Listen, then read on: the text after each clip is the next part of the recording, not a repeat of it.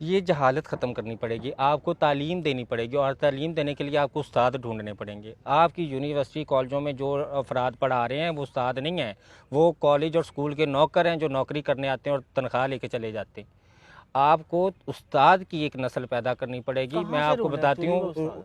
एक बादशाह का मैं आपको वाक़या सुनाती हूँ। बादशाह था, उस खलीफा, उसका मुझे नाम भूल गया, उसने अपना बेटा जो है वो उस्ताद के पास पढ़ने भेजा, बहुत दूर के भी, ये बादशाह इसने बनना है तो उसको सिखाओ।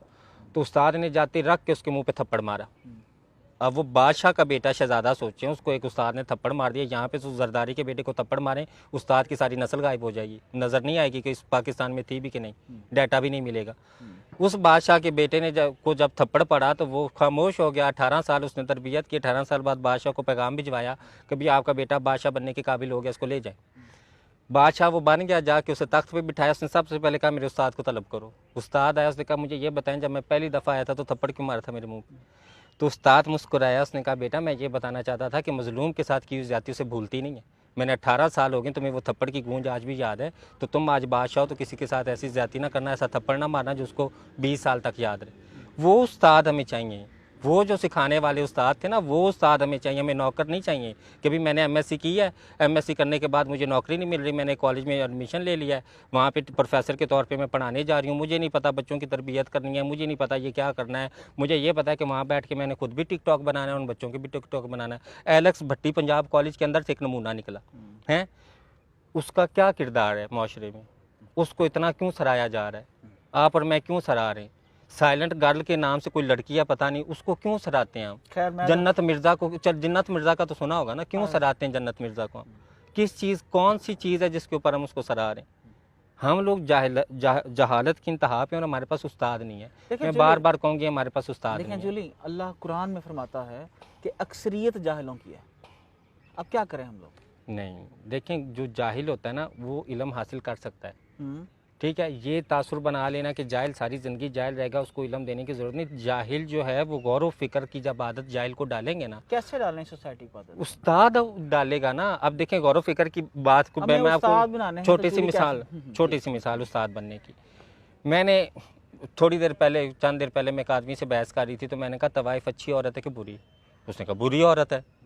मैंने कहा क्यों, क्या बुराई है, उसको किस ज़ुमरे में तुमने बुरी औरत कहा है। उसने कहा ये तो नहीं पता मुझे, लेकिन बुरी औरत है, सब कहते हैं बुरी औरत है, जब मना जो कर दिया तो बुरी औरत है। अब उसको गौर व फिक्र की मैंने अगर आदत डालनी थी, अगर उसके अंदर मैंने गौर व फिक्र डालना था, तो मैंने उसको क्या जवाब देना था बताएं। मैंने उसको ये जवाब देना था कि तुम ठीक कह रहे हो, वो अच्छी है या बुरी है इस बात को छोड़ो, बस जब कह दो जी है बुरी है तो बुरी है। ये उस्ताद पढ़ाते हैं। हालांकि जवाब मैंने उसको ये दिया, मैंने कहा वो तवाइफ बुरी औरत इसलिए है क्योंकि वो बार बार अपनी सेल्फ इस्टीम और अपनी डिग्निटी का सौदा करती है। वो हर 5 मिनट बाद एक आदमी से पैसे लेके कहती कि मेरी जिस्म पे तुम्हारा हक है, जो मर्जी करो। तो जब आप अशरफुल मखलूक़ात इंसान हो के अपनी प्रॉपर्टी और आइडेंटिटी किसी को चंद पैसों के लिए दे दें कि इसके साथ जो मर्जी करो, तो आप इस काम को अच्छा कैसे कह सकते हैं। अब उसने सोचना शुरू किया, उसने कहा नहीं नहीं यार, तवाइफ होना तो वाकई बड़ी गलत बात है। तो आपने गौर व फिक्र की बात, इल्म इल्म हासिल करना। देखें इल्म जो है ना, वो हुजूर पाक ने कहा था सल्लल्लाहु अलैहि वसल्लम ने कि इल्म हासिल करो चाहे तुम्हें चीन जाना पड़े। इल्म कब्र से, माँ की गोद से कब्र तक इल्म हासिल करो। हमारे यहाँ इल्म कोई हासिल नहीं करता, हमारी यूनिवर्सिटियों से निकले हुए लोग इल्म हासिल नहीं करते। मैंने कितने उस्तादों से ये बात पूछने की कोशिश की। मैंने उस्ताद एक से पूछा, मैंने कहा गुनाह और बुराई में क्या फ़र्क है। उसने मेरा मुंह देखेगा तुम पागल हो, गुनाह और ये कौन सा सवाल पूछ रहे हो।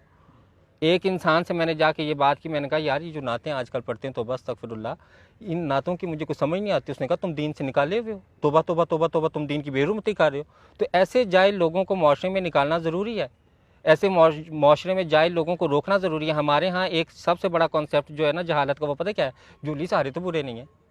माशरे में एक बुराई जब राइज होती है, और अगर मैं सवाल करूँ तो मुझे पता है क्या कहेंगे, देखो तुम सबको तो नहीं बुरा कह सकती, सारे तो नहीं बुरे, कुछ अच्छे भी हैं। मैंने एक दिन एक आदमी से पूछा, मैंने कहा इस सोसाइटी में सारे बुरे नहीं मैं मान रही हूँ, लेकिन मुझे ये तो बताओ कितने बुरे हैं, तुम्हें पता है, तादाद पता है बुरों की। हो सकता है कि माशरे में 10 में से 7 बुरे हैं और 3 अच्छे हों, और अगर 7 बुरे हैं तो इसका मतलब माशरे में बुराई फैली हुई है। नहीं नहीं जोली, तुम तो जस्टिफाई कर रही हो, तुम तो जर्नलाइज कर रही हो, नहीं तुम तो देखो सब पे इल्ज़ाम लगा रही हो। मैंने कहा सब पे नहीं लगा रही, माशरे में एक बुराई है और हम सब इक्नॉलेज कर रहे हैं कि भी माशरे में कुछ बुरे लोग हैं जो बुराई कर रहे हैं, लेकिन हम उन्हें रोकना नहीं चाहते।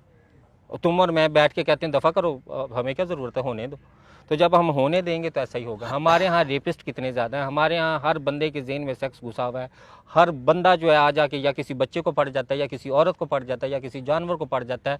इतना भूख सेक्स की कहाँ से आई है हमारी नौजवान नस्ल? नौजवान नस्ल को छोड़ के बूढ़ों की नस्ल में भी देख लें, आगे मर्दों की जो 30-35 साल की उम्र उसमें भी देख लें, इतनी सेक्स और हवस की भूख हमारे अंदर कहाँ से आई है?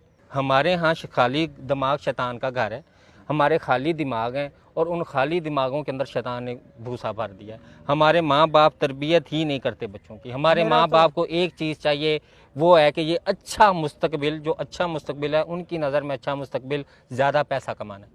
हालांकि पढ़े लिखे माशरों में अच्छा मुस्तकबिल किसी बच्चे का माशरे में एक पॉजिटिव रोल प्ले करना है कि भाई मेरे बच्चे का अच्छा मुस्तकबिल, मैं सोचूं कि ये माशरे में कैसे पॉजिटिव चीज़ लेके आए जो किसी और ने ना लाई हो। तो मैं खुश हूँ कि भाई मैंने एक ऐसा इंसान पैदा किया जो माशरे में बेहतरी कर गया। हमारे कितने ख़ानदान में आप बता दें, मैं बता देती हूँ, कितने माँ बाप इस सोच से बच्चा पैदा करते हैं कि इसने माशरे में बेहतरी लानी, उसने सिर्फ़ और सिर्फ अपनी ज़िंदगी में बेहतरी लानी है, गाड़ी घर बंगला लेके बस।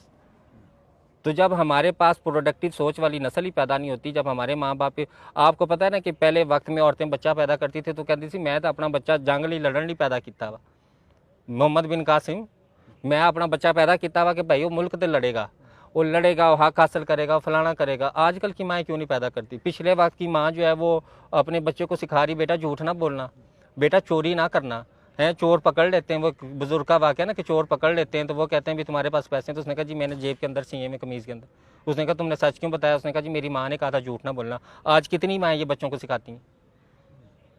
आप, हमारे पास कोई इल्म नहीं है, हमारे पास कोई नॉलेज नहीं है, हमारे पास कुछ नहीं है, हम एक बेकार माशरा है और हम इसको मानते नहीं हैं।